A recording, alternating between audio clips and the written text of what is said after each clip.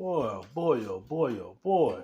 And I tell you, you got these people in Chicago born in the 70s and beyond.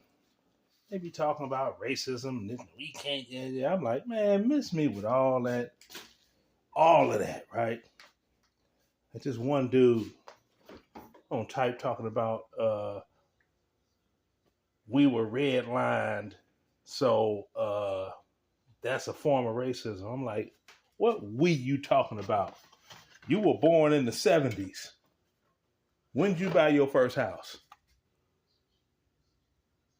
Redlining? I was born in the 60s. So the soonest, if I would have been born in 1960, the soonest I would have been able to look into buying a house on my own would have been 1979. I was still in high school in 1979. You know, just getting my feet good and wet in the doggone DJ game.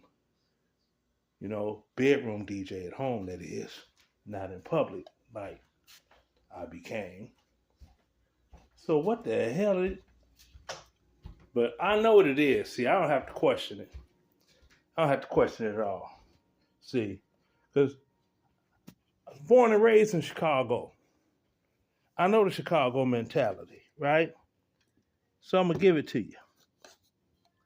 The Chicago mentality is when all else fails to get my way, blame it on white people and racism every day. That's what you do. Every time. Because a lot of us grew up hearing that. You know? Somebody would say, it'd be the older people. Well, I'm thinking about doing it. First thing somebody want to say, man, them white folk ain't going to let you do. So you get indoctrinated into that white folks ain't going to let you do mentality when white folks have nothing to do with anything to do with what you're trying to do. Right? So miss me with that horn swallow. Miss me with that, you know? Completely.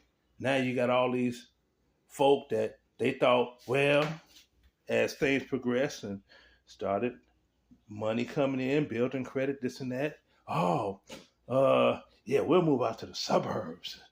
The safety of the suburbs. Yeah, that's over with. That's over with.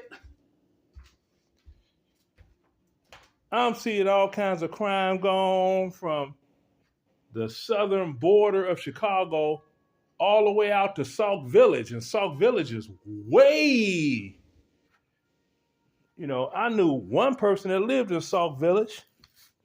And the only way I would see them after they moved there was if they happened to be like in the city.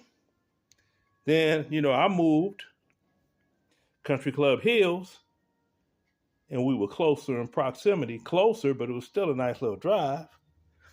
So for what we were used to in Chicago, because in Chicago, everything is right there. Everything. You could walk to every place you want. Cutting your grass yourself, you got a gas can, need some gas. It's a short walk that way or a short walk that way. Gas station, boom. Drugstore, boom. Grocery store, boom. Barbershop, variety of. Drinking establishments, variety of. Black-owned food businesses, variety of. What happened to all that? All of this is black-owned in Chicago, right? All of this is black-owned.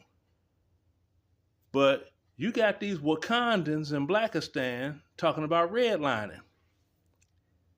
When black people in Chicago and like Inglewood, where I grew up at, were thriving. Black-owned businesses, black-owned everything. Why? Segregation. You weren't allowed to shop outside the neighborhood. See? Thriving. Hey. Desegregation came up. And what happened? Oh, we're going to go over here and we're going to go over there. We're going to go over here. Stop supporting each other financially. Now they want to blame it on racism. They had nothing to do with white folks. The lack of black support of black business has nothing to do with white Americans at all. That's y'all doing this shit. So Miss me with it, okay? Y'all ghetto asses. Deuces.